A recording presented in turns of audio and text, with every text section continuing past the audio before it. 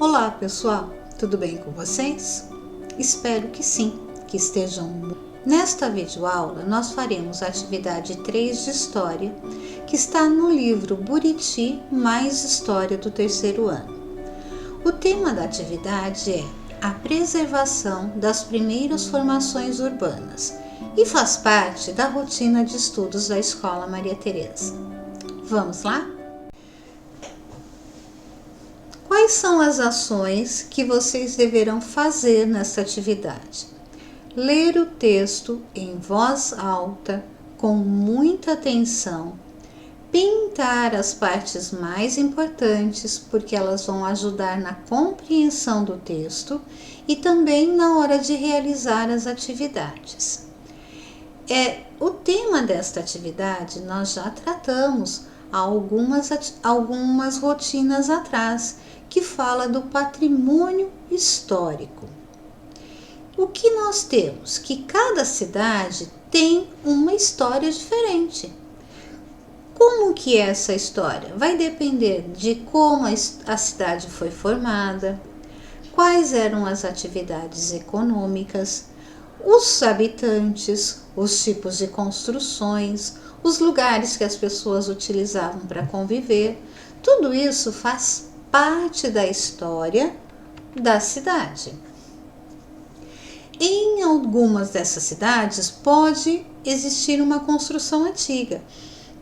E essa construção antiga ela é considerada um patrimônio porque ela é importante para a memória, para a história daquele local.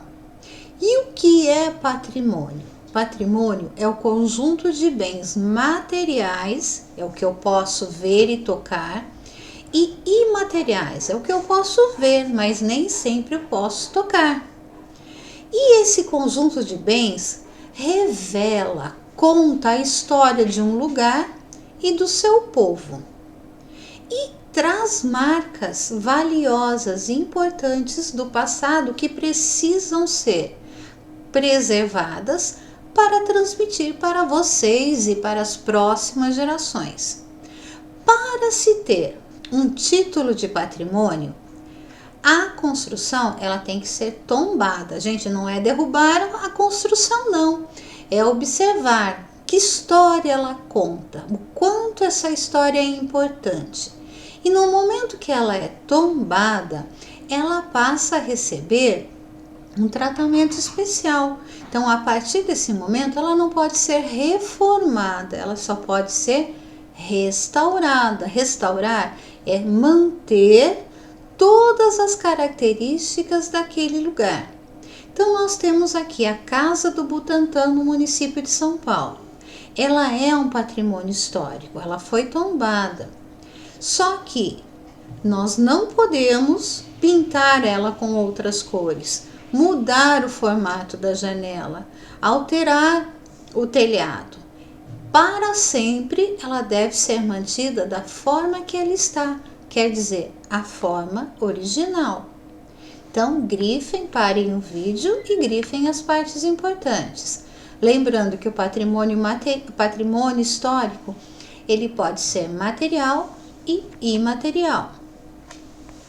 Para o vídeo aí e façam as anotações. Uma informação importante é que esse prédio ele passa a receber verbas, ele passa a receber dinheiro. Com esse dinheiro é feita a manutenção necessária. Em alguns casos, não são só uma construção, mas é um conjunto de construções. Então, não só um prédio, mas todo um bairro ou toda uma cidade, como em Diamantina, em Minas Gerais. Então, todo esse conjunto arquitetônico, esse conjunto de prédios é protegido por lei. Por quê? Porque conta a história de um período muito importante para Minas Gerais, mas para todo o Brasil. Agora, peguem a folha que vocês receberam junto com a rotina de estudos, esta daqui. Nesta folha, vocês realizarão a atividade 2. O que vocês devem fazer? Pesquisem na internet quais são os prédios antigos da nossa cidade. Se existe algum prédio tombado, se existe algum patrimônio histórico na nossa cidade, e façam atividade. Essa atividade é muito importante, ela é uma avaliação. Através dessa atividade, nós vamos avaliar vocês neste momento, então não pode deixar de entregar.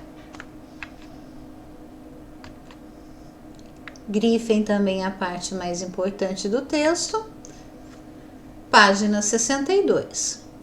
O meio ambiente é considerado também um patrimônio público e ele deve ser protegido para o uso coletivo. E o patrimônio natural, ele é composto pelas paisagens naturais, que são aqueles lugares, aquelas paisagens que precisam ser protegidas das atividades humanas.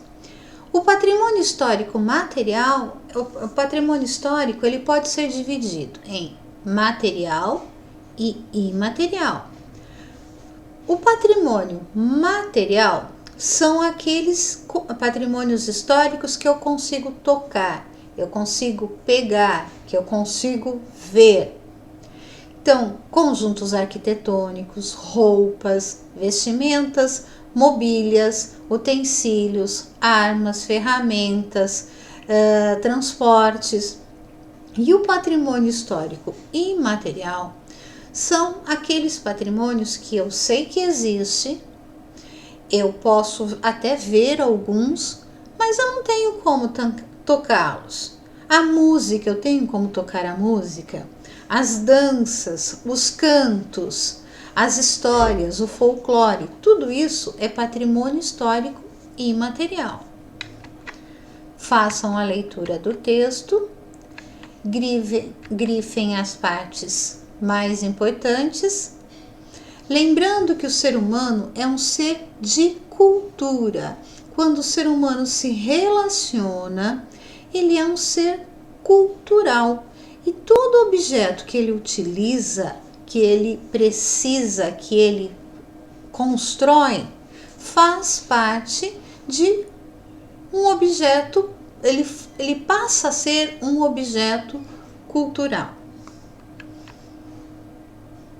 Parem o vídeo para fazer as anotações para grifar e depois que vocês grifarem, vamos para a próxima atividade. Pesquise com seus colegas ou sozinho um patrimônio histórico material e um imaterial da região em que você vive.